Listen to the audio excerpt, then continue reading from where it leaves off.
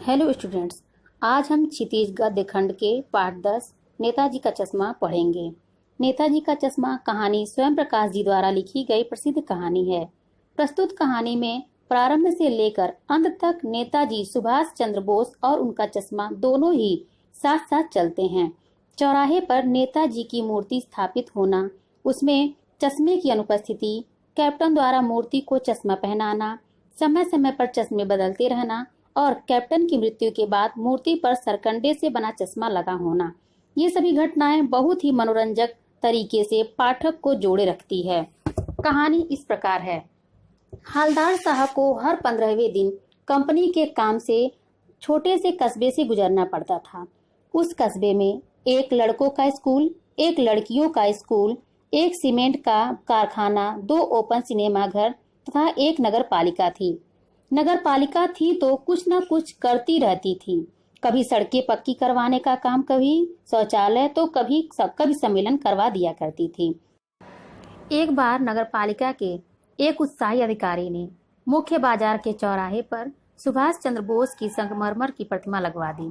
क्योंकि बजट ज्यादा नहीं था, इसलिए मूर्ति बनाने का काम कस्बे के इकलौते हाई स्कूल के एक ड्राइंग मास्टर को सौंप दिया।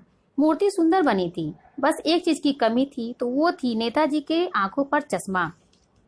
लेकिन जब हवलदार साहब उस कस्बे से गुजर रहे थे, तब उनकी नजर उस मूर्ति पर पड़ी, जिस पर उन्होंने देखा एक सचमुच के चश्मे का चौड़ा फ्रेम मूर्ति को पहना दिया गया था। उन्होंने सोचा, वाह भाई, यह आइडिया ठीक है, मूर्ति पत्थर की पर चश्मा रियल। दूसरी बार जब हवलदार साहब आए तो उन्हें मूर्ति पर तार के फ्रेम वाला गोल चश्मा लगा मिला। तीसरी बार फिर उन्होंने नया चश्मा पाया। इस बार वे पान वाले से पूछ बैठे कि नेताजी के चश्मा हमेशा बदल कैसे जाता है। पान वाले ने बताया कि यह काम कैप्टन चश्मे वाला करता है। हवलदार साहब को समझते देर न लगी कि बिना चश्मे वाली मूर्ति कैप्टन को खराब लगती होगी, इसलिए अपने उपलब्ध फ्रेम में से एक को वह नेताजी की मूर्ति पर फिट कर देता होगा। जब कोई ग्राहक मूर्ति पर लगा वैसे ही फ्रेम की मांग करता जैसा मूर्ति पर लगा है, तो वह उसे मूर्ति से उतारकर ग्राहक को दे देता और मूर्ति पर नया फ्रेम लगा देता। हवलदार साहब ने पान वाले से जानना चाहा कि कैप्टन चश्मे वाला नेताजी का साथी है या आजाद हिंद फौज का कोई भूतपूर्व सिपाही। पान वाले ने बोला, वह लंगड़ा क्या जाएगा फौज में, पागल है पागल, इसलिए ऐसा करता है। हवलदार साहब को एक देशभक्त का मजाक बनते देखना अच्छा नहीं लगा।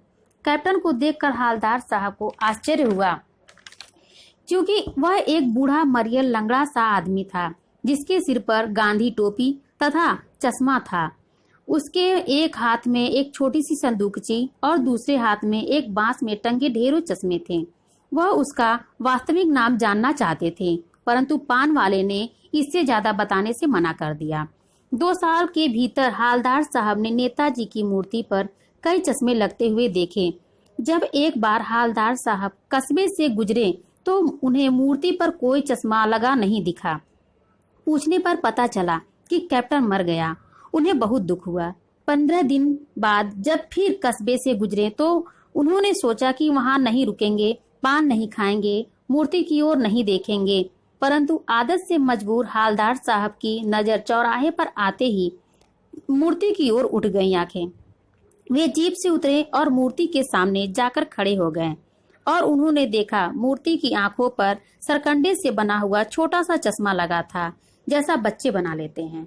यह देखकर हवलदार साहब की आंखें नम हो गई। आशा है आपको यह पाठ समझ में आ गया होगा। धन्यवाद।